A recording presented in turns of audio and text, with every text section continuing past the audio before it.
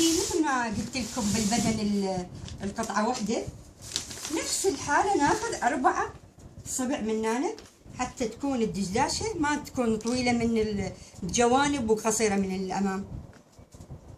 نأشر ونبدي ننزل ننزل ننزل ننزل لحد ما تصير على شكل مدورة.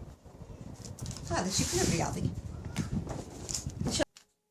هاي الحالة تشوفون هسه اللي قلت لكم من هنا الزيادة هاي من راح تلزق وياها بهالطريقة هاي، على مود من واحد يحرك ايديه ما تتفتق منها.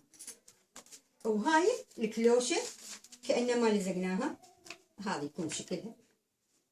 شوفون شلون هيك مفرفخة. وهذا تجي بهالطريقة هاي تتخيل. تبقى عندنا شغلة واحدة، الأمام أكثر مني بصبعين، تنحفر بصبعين بس زيادة. هذا الأمام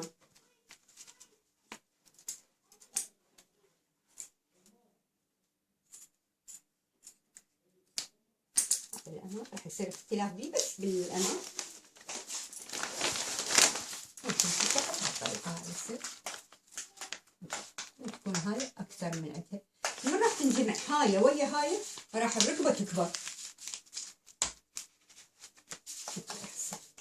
هذا كبر على قد تدخيل تراس. بنات لا تنسون هاي القياسات اللي اعطيكم اياها اساسيه، اذا عاجبكم تحفرون اكثر انتم حرين. ويكون هذا الفصل الرياضي ان شاء الله واضح عندكم. نسالكم بالدعاء.